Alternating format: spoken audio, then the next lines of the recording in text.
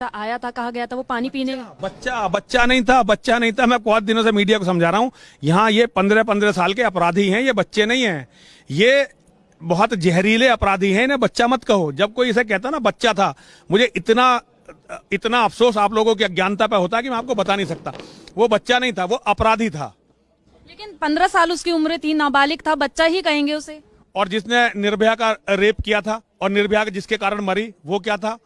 अफरोज नाम था ना शायद उसका, वो भी नाबालिग ही था। अभी डॉक्टर BS तोमर को हमारे यहाँ हत्या हुई, वो भी नाबालिग ही थे। ये जो इतना ज्यादा क्राइम आज कर रहे हैं, सब नाबालिग हैं, तो इनको सबको बच्चा मान के छोड़ते रहे।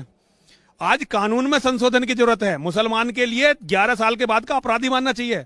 जितनी चैन स्नैचिंग यहाँ हो रही है, जितने बलात्कार हो रहे हैं, जितनी छेड़छाड़ हो रही है, वो यही कर रहे हैं जिन्हें आप बच्चा बोलती हो। ये बच्चे नहीं है, ये प्रशिक्षित अपराधी हैं।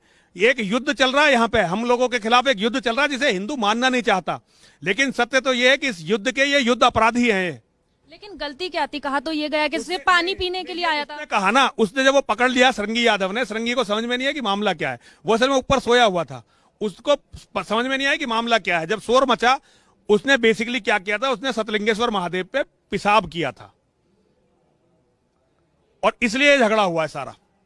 इसलिए सारा झगड़ा हुआ है पानी के लिए तो बेटा बाहर देख लो, बाहर नल है, गेट को जैसे आप सड़क पार करोगे, छोटी सी तो सड़क ही है, उसके पार ही नल है। और इधर पंचायत में नल है, पंचायती भवन है, इसमें नल है, पीछे दुकान में नल है। पानी पीने आपको गेट से कोई नल दिखाई दिया यहां तक? मतलब कम से कम 500 मीटर पर नल है, तो मतलब उसे यहां इतना अंदर तो आना था, वहां उसे नल नहीं दिखाई दिया। लेकिन जो बोर्ड बाहर लगा हुआ है वहाँ पे साफ तौर पर लिखा है कि मुसलमानों का प्रवेश जो है वो वर्जित है।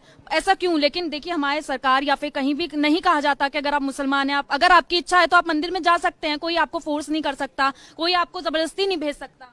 क्यों? मंदिर कोई पिकनिक स्पॉट है क्या? मंदिर है क्या? ये मंदिर है आस्था का केंद्र। जिसकी हमारे धर्म में, हमारे उसमें आस्था नहीं, वो क्यों आएगा मंदिर में?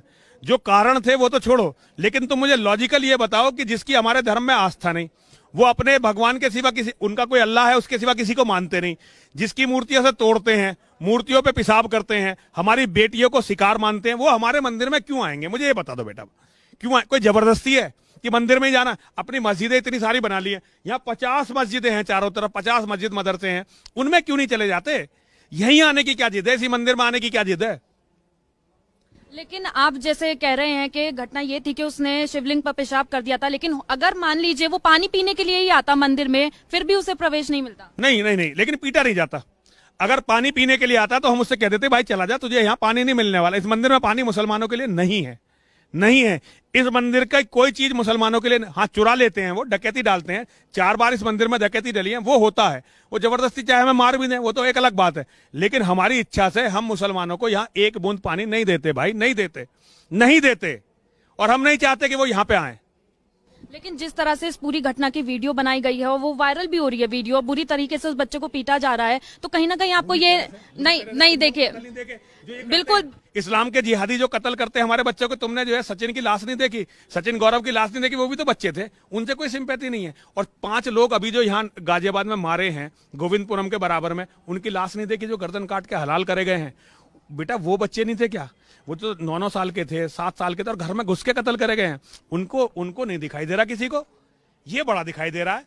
ये चश्मा बदलो मेरी बेटी, चश्मा बदलो, चश्मे को थोड़ा सेट करो। ये अलग चीजें हैं जो तुम लोग देख रहे हो, और मैं जो देख रहा हूँ वो चीजें अलग है। नहीं, मेरा सवाल ये था कि जिस तरह से उस बच्चे को पीटा जा रहा है, आपको नहीं लगता कहीं ना कहीं हिंदू और मुस्लिम में दंगा भड़काने की जो है वो कोशिश? नहीं, दंगा भड़काने की नहीं भाई, हमारे यहाँ आई मत, दंगा भड़केगा ही नहीं। आएगा तो पिटेगा, आएगा और बदतमीजी करेगा, पिटेगा, पक्का पिटेगा। और अगर ये तो मैं नहीं था, अगर मैं होता तो ये इससे ज्यादा होता मामला, और वीडियो भी नहीं बनती। फिर वीडियो इसलिए बनी कि मैं नहीं था यहाँ पे। हमें मुसलमान इस मंदिर में नहीं चाहिए बेटा, नहीं चाहिए, हाथ जोड़। रीजन, अच्छा रीजन क्या है जो बाहर ही बोर्ड लगा दिया गया? ऐसा रीजन क्या है? इस मंदिर में मैं जब से मेहनत बनाऊं 4 बार डकैती डली, सारी मुसलमानों ने डाली, पुलिस ने जो है उनके दबाव में केस नहीं खोला।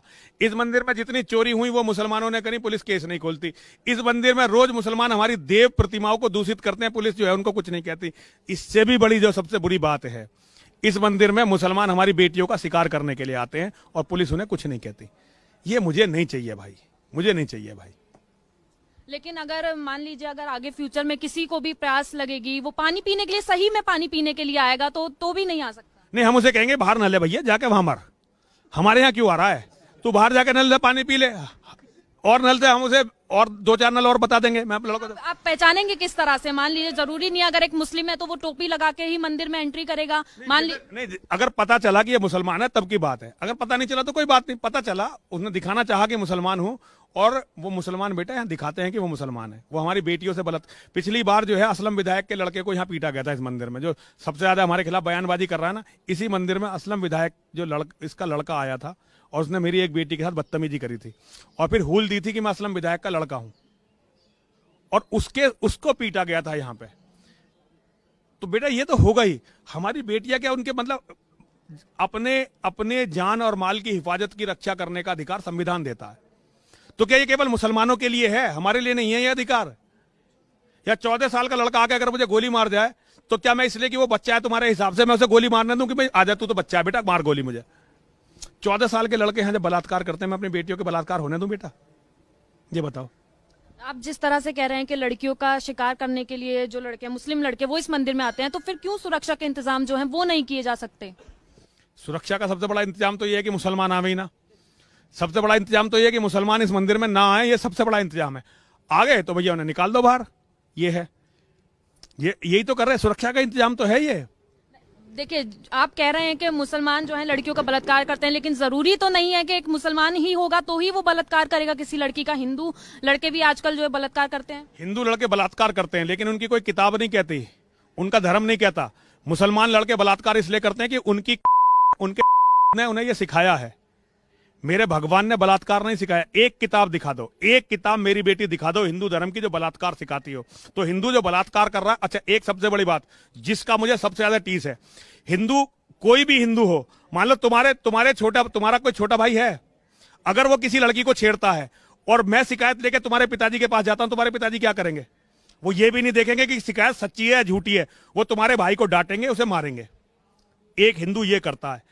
यहां मुसलमान लड़की छेड़ते थे और हम अगर उन्हें कुछ कहते थे ना तो इतनी बड़ी बड़ी दाढ़ी वाले मौलाना हमसे लड़ने के लिए आते थे और हमारी बेटियों को बच्चलन बताते थे।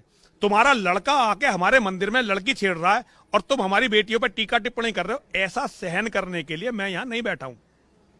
और ये एक बार नहीं हुआ, ये मेरे साथ 6-7 बार हुआ लगातार। मेरे साथ हुआ ये, औरों के साथ। और तो यहां बोलते ही नहीं थे, मुझसे पहले यहां कोई इस बात को बोलता नहीं था। और भारतवर्ष में मुझसे पहले कोई जो है के बारे में इतना खुलकर बोलता ही नहीं था। पता ये बात सबको है, सबको पता है मैं सच बोल रहा हूं, लेकिन बोलने की हिम्मत किसी की नहीं थी। लेकिन मैं बोल रहा हूं ना, और कल को लोग बोलेंगे, लोगों में हिम्मत आएगी। आज यहां लड़के खड़े हैं ना इतने सारे, पहले कोई नहीं खड़ा होता था यहां, आज ये खड़े हैं ना बच्चे। तो एक दिन ये सब जगेंगे और ये होगा, हिंदू जगेगा। बस मेरा एक आखिरी सवाल ये है, जो मैंने अभी मंदिर के आसपास तस्वीर देखी, यहाँ पे जितना मुझे लगा कि ज्यादा संख्या में शायद मुस्लिम जो है वो रहते हैं। 5% मुसलमान, केवल 5% हिंदू हैं, केवल 5% हिंदू। और तुम इसका मतलब समझ नहीं सकती मेरी बेटी, इसका मतलब तुम नहीं समझ सकते, क्योंकि तुम जहां रहती हो, शायद नोएडा में रहती होगी, और वहां तुम बिल्कुल सुरक्षित हो, अपनी सोसाइटी में रहती होगी। तो तुम इसका मतलब नहीं समझ सकते कि जहां 95% मुसलमान होते हैं वहां लोगों का जीवन कितना नरक होता है, क्या होता है।